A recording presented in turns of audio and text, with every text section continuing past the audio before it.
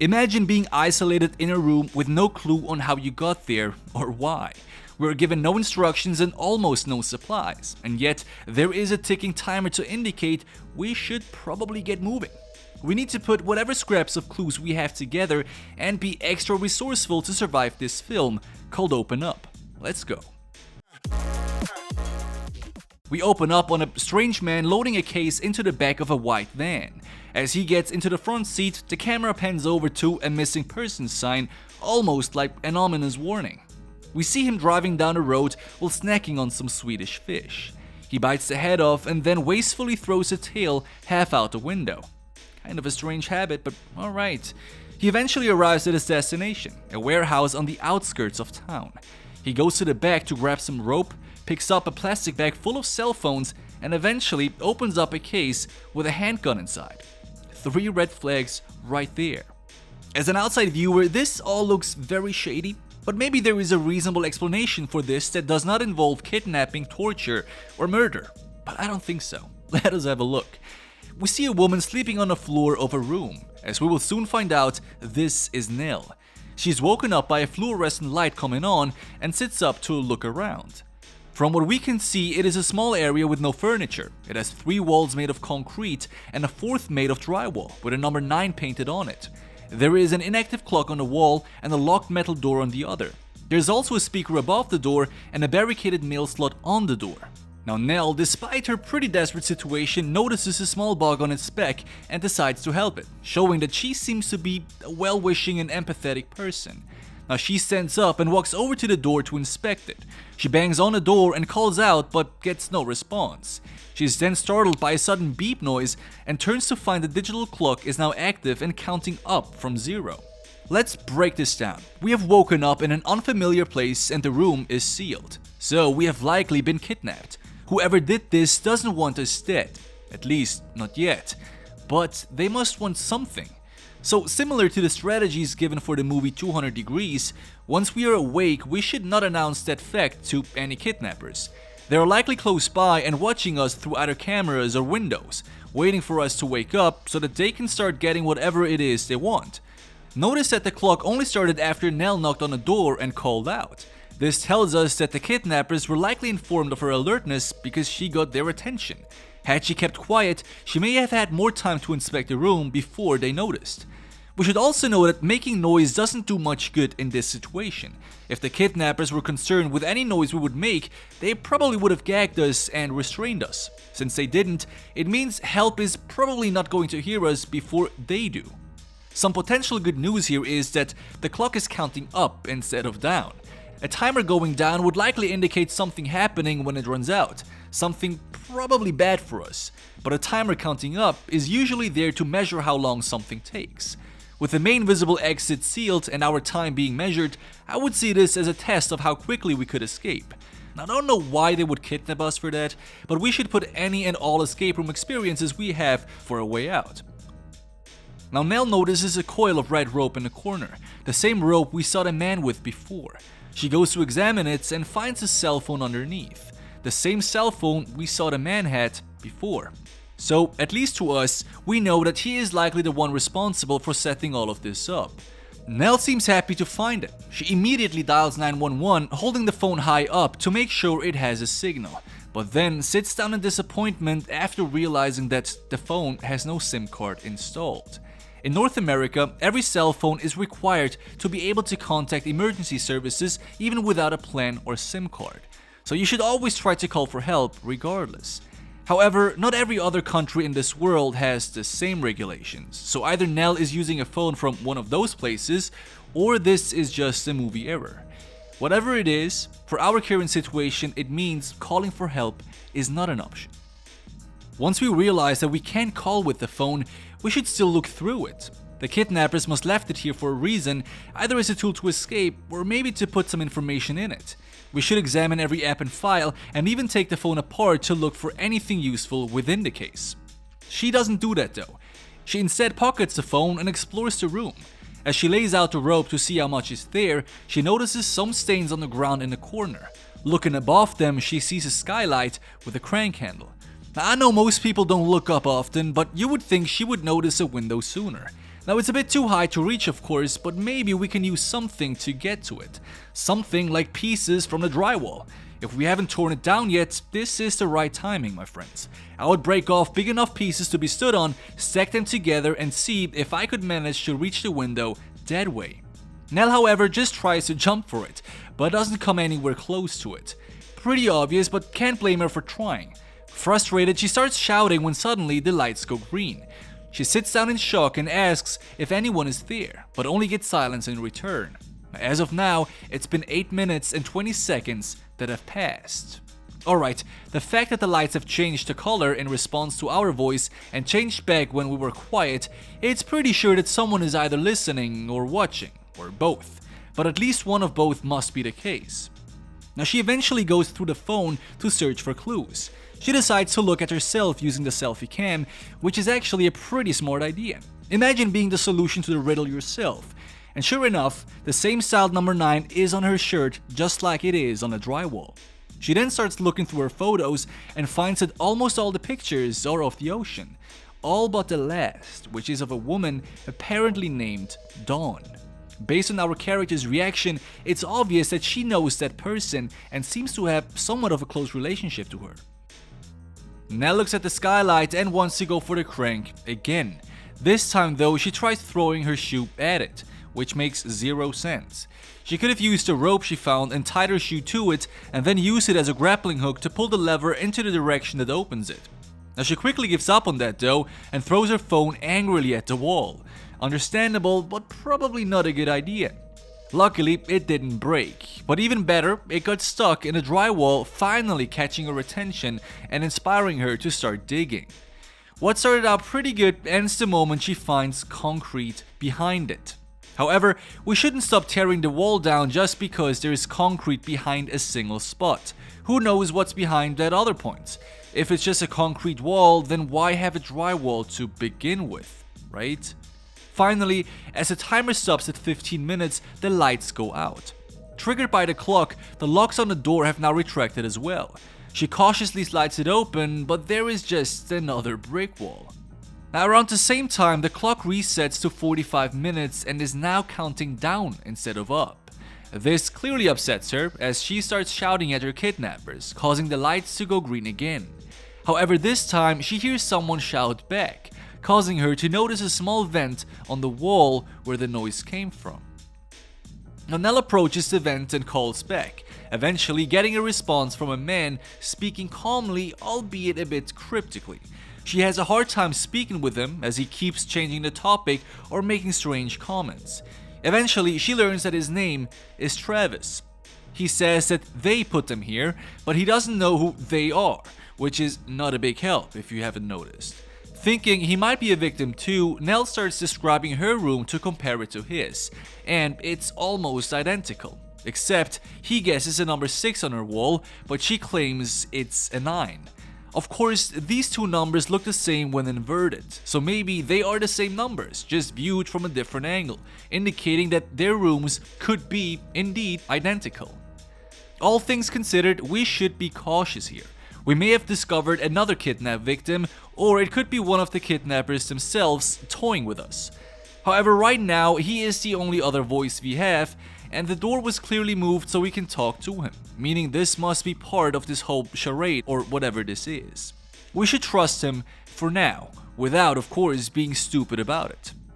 Now we quickly cut to the man from the beginning, still enjoying his candy, while watching a video feed of Nell in the enclosed room, proving that he definitely isn't Travis and that he does observe her visually. Of course, that is not revealed to Nell at this point. Our character gets the genius idea to use the rope to climb out of the room. Travis tells her that he has already attempted this, but failed. However, Nell wants to try anyway.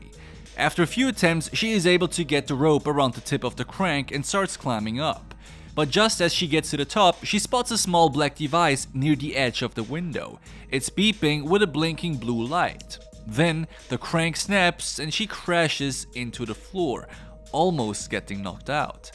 As Travis has previously warned, this was not a great idea. Not only is the crank unlikely to hold our weight, but even if we manage to get to the top, we still have to open the skylight. If we are going to attempt this though, there are better ways on how to do that. Firstly, we want to attach the rope much closer to the base of the crank. This will put the least amount of stress on the mechanism, giving it the best chance at holding our weight. It would also be more likely to allow us to still turn the crank once we reach the top, whereas Nell's rope position clearly prevents this. Secondly, once we start to climb, we need to do very careful and controlled pulls to prevent the break. Sudden and intense pulls will apply more force, causing the crank to snap quicker. On another note, devices with blinking lights, especially near entrances and exits, are usually alarms. It's probably there to inform our kidnappers of our escape if we get to and through the window, so it would be best for her to keep a mental note of that. Nell is awoken by Travis' calls. As she inspects her arm for damage, she hears a loud ringing in her ears and gets a flashback of someone cutting bubble wrap in front of her face. A very strange image to get at this time, even if she loved bubble wraps, which I think we all do, still a bit strange. She tells Travis that she fell and hurt her shoulder, likely having dislocated it. He tries to give her advice to fix it, but she just snaps back at him, probably just taking out her frustration on him. Travis gives one last piece of advice though, that it's better to attempt to fix it before the adrenaline wears off, which motivates Nell to do so. She walks to the door frame and shoves her arm against it to pop her shoulder back into place. A dislocated shoulder can pose a serious health risk if treatment isn't available for a prolonged time. We have less than 45 minutes before something happens, but I would like to have a working arm for those minutes. There are a few methods to fix a dislocated shoulder, but just ramming it into a solid surface isn't typically one of them, despite what movies will have you believe. You can perform self-traction by grabbing your injured arm at the wrist and then pull forward and straight in front of you. This should guide your bone back into the socket. Another method is to raise your injured arm over your head and then move your hand down to the back of your neck, and from there move your hand towards the opposite shoulder until the injured one pops into place. For any method though, make sure to relax as much as possible. Easier said than done, but if the muscles around the shoulders are tense, then the procedure is virtually impossible and just very painful. Now we see the little bug from before crawling on by as Nell starts listening to the only song on her cell phone, called Hello Stranger. Not a bad idea to play music to stay calm, but it does waste battery life. I would leave it off for now personally. As she's listening, the camera shows us the inside of the vent, where a bright green laser tripwire is active. We didn't see this in there before, so either it just turned on or it's just an error. In either case, we then see the legs of presumably Travis in his room. He's listening to the music Nell is playing and starts whistling along. She's surprised by this fact and asks him about it. He explains that he thinks someone special used to play that song for him when he was younger. Nell says it's comforting, but something is off about it and dark. She suddenly has another flashback where she is struggling against some man, takes the pen from his pocket and stabs his right hand with it, which reminds us of the bearded man who wore a bandage on his hand. The clock reads 28 minutes and some seconds left. Nell asks what will happen when the time runs out, and he answers that the lights will turn off. She questions how he could possibly know that and is a bit suspicious about it. Travis just mentions how before, after 15 minutes, the lights went out and the door is open, so Nell asks how they can get out, and Travis admits not having all the answers, but adds that together they should be able to find them. Now, Travis stating that the lights will go off when the time is up could just be him making an educated guess based on the recent experiences. Or he could indeed be involved more than we realize and have inside knowledge. It's too early to tell, but the fact that he has only been helpful so far means we should probably be working together. He is our only potential help outside of ourselves. And we get another shot of the bearded man watching Nell through a computer screen, with a second monitor obscured that probably shows Travis. Nell and Travis continue to talk for a bit, discussing possible reasons for them being imprisoned. He suddenly starts shouting at someone though, asking, "What are you doing here? What do you want from me?" Now we hear Travis begging someone not to do something before we see a body slam into the vent on his side. Nell jumps back in a state of shock as the lights return to normal. Our character tries to check on him to find out what happened, but he is speaking more nonsense now than ever before, saying things like there are signs in the sky and asking Nell if she can see them too, but she sees nothing. At this point, we should notice that the lights only turn green when we make a loud noise. It's pretty obvious by now.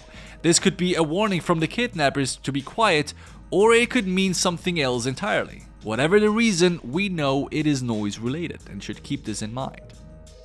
Nell finally inspects the hole she made in the drywall and finds a red wire, something she could have found much earlier if she just used her brain for once. Anyway, even now she doesn't investigate it further and instead opts to go for the vent to continue her conversations with Travis. A little bit of a strange decision, but alright. She also finally notices a small device under her skin. Upon questioning, Travis also finds that same thing under his skin. Now she looks at the clock and sees there are only 15 minutes left. She then gets the idea to try and open the vent using the broken crank handle as a makeshift screwdriver. Smart move. This works surprisingly well, at least good enough to have it loose enough to yank it out of its fixture.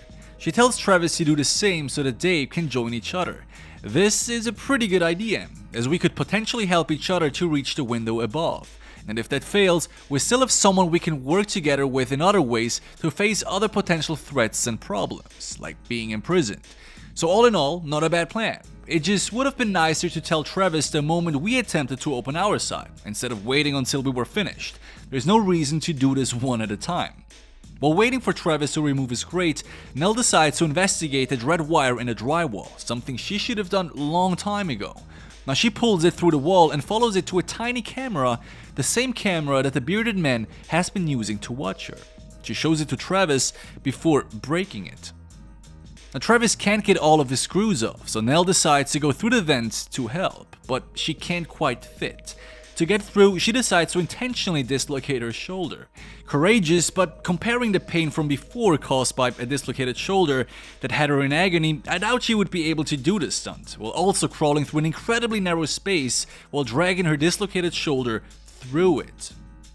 She makes it into the vent though and crawls until she reaches the green laser. She touches it, which sets off an incredibly loud alarm.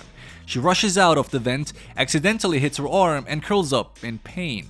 The alarm stops and the lights go back to normal, as Nell is subjected to yet another ringing flashback, this time of her hands covered in blood. She recovers and shouts for Travis, once again making the lights turn green. He responds in a panic, worried that now he will come back, but Nell says to just focus while she pops her shoulder back into place.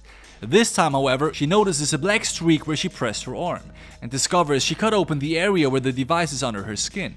She reaches into the wound and pulls out a computer chip, as a black liquid spills out of her cut.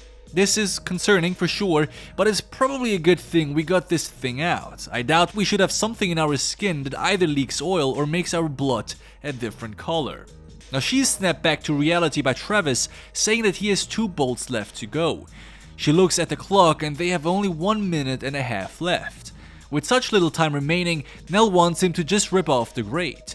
Travis starts panicking that they aren't going to make it and tries calming himself down with meditation, the exact same beach meditation that Nell has been using throughout this film. He eventually gets a hold of himself, yanks open the vent and kneels down to look at Nell. Moments before they can see each other though, the timer finishes. The door slides shut and bolt in place as the lights go out. Suddenly, the bolted mail slot on the door pops off as well, with nothing but an ominous red glow inside. She looks inside and reaches for something, a handgun. Most likely the same handgun we saw the man at the start of the film with. At the same time, a gas starts coming through the mail slot. Angry and unsure what to do, Nell aims a gun at herself, shouting if this is what they want. As her shouts make the lights go green temporarily again, she suddenly has an epiphany and concludes that it's the sound level making the lights change. She takes the gun and fires it at the skylight, making the lights go red. It wasn't enough to break the glass and nothing happens at first, but then we hear a rapid beeping from the same device we saw on the edge of the window before. It has a red flickering light now and beeps faster and faster until it launches a piston out that shatters the glass. While we figured out that the lights were tied to the sound level, it was pretty much impossible to figure out that a loud enough noise would have caused the device to break the glass. But firing at the window was a solid idea nevertheless, not only to make a means for escape, but also to allow the gas to escape the room. Nell now gets a rope again and uses it to pull herself up and through the window. Before she leaves though, she grabs her little bug friend from before to make sure that they escape too. Leave no one behind, I guess. She clambers out and lays on the ground staring at the sky, but quickly realizes that it's only a video display as she looks around and notices to be within a large warehouse. She suddenly remembers that the other human life is still at stake and goes back to check on him. But Travis is not doing pretty well and seemingly hasn't figured out the noise and light connection. He just exclaims none of this is real and before Nell can get to him. Something she should have better done too. Now the lights come on as we see the supposed captor through a window heading our way. Nell hides, then sneaks past him as he looks into Travis's room and makes notes on his tablet. We see Nell running around some office complex trying to find a way out, when she hears Travis' voice coming from a room. She enters and it's just an empty conference area, with an ad repeating on a TV starring none other than Travis. Now brace yourselves for this, he is talking about Chrysalis robotic system, and how they make modules that are so lifelike that you can't tell the difference from a standard human. Now this information of course does not guarantee we are a robot, and even if we are, there is the whole philosophical debate over what actually qualifies as life. Point is, I would still want to live and be free even if I was a machine, so the goal is still to escape. Maybe get some revenge first, as those people clearly don't care about us. Therefore, I would check to see how much ammo we have left and then brace myself for some payback. But Nell instead walks over to a portrait with a familiar face. It's Dawn, the woman from her phone, as she is apparently the director of Chrysalis Robotics. As Nell stands there having an existential crisis, fair enough, she is tapped on by the bearded man. Seeing his face gives her a painful flashback to the bubble wrap again, which was apparently about removing her from her packaging. She points the gun at him and tries to fire, but is out of ammo. That's what I meant when I said to check first. She then turns to run, but the man just taps the tablet and pauses her in place. Yep. Well, if he could have done that since the beginning, why not do that back at the test site? Why give Nell the chance to escape or get herself or someone else for that matter hurt? Dude must be bored. She later wakes up sitting at a table by the ocean. Beardy approaches, still wastefully eating Swedish fish, and she tries to get up but can't. If it wasn't obvious, it is spelled out that both Travis and Nell are robots that are being tested, and this man, named Edgar, is the one running the tests. This causes Nell to question her very existence, as she asks if they have done this before. Apparently they have, every single time they tweak her programming in fact, then they erase her memory to start it all over again. She starts panicking, relying on her beach meditation again, which is actually bittersweet seeing that, as she's actually by the ocean for real this time. As she does this, we see the insect she rescued crawling off her shoe, so at least some life was saved. Because Nell has stopped answering questions now, Edgar shuts her down and puts her back into the room as he heads home for the weekend. And that was basically this movie, my friends. Thank you so much for watching, hope you've enjoyed this one. Leave a comment what you think about this movie, and I catch you again next week. Take care, binge another one.